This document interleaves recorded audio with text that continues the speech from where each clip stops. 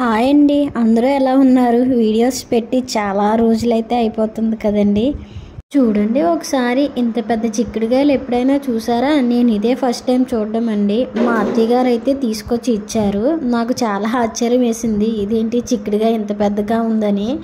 నాకైతే చాలా డౌట్ వేసిందండి. మా అత్తయ్యని అయితే అడిగాను, అత్తయ్య నిజంగా ఇది వండుకుంటే బాగుంటుందా లేదా అని.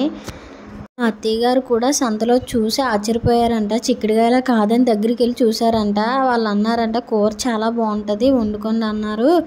మీ ఆయనకి ఇష్టం కదా, అందుకే తీసుకొచ్చాను అని అన్నారండి. అత్తయ్య కూర వండుకుంటే ఎలా ఉంటుంది ఏటో అంటే, ఒకసారి వండి చూడు అన్నారు. నన్నైతే ప్రయోగం చేయమన్నారు. నేనైతే కూర వండితే ఎలా ఉంటుందో ఏంటో అనుకొని ఇలా ఫ్రై చేద్దాం అలాగనేసి ఉడకపెట్టేస్తున్నానండి. పెట్టిన తర్వాత అయితే ఫ్రై అయితే చేసుకున్నానండి. మామూలుగా మనం చిక్కుడుకాయ ఫ్రై ఎలా చేసుకుంటామో అలాగే చేస్తానండి.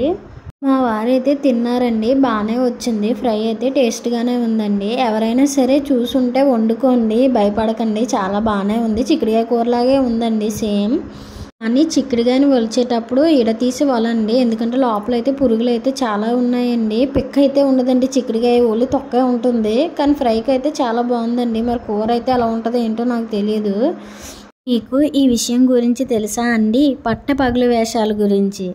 పట్టపగలు వేషాలు వేసుకొని అహభావాలతో మేళతాళాలతో ఏకకాలంలో మెప్పించే మేళతాళాలతో పండిత పామరుమాలను ఏకకాలంలో మెప్పించే కళరూపం పగటి వేషాలు అంటారు.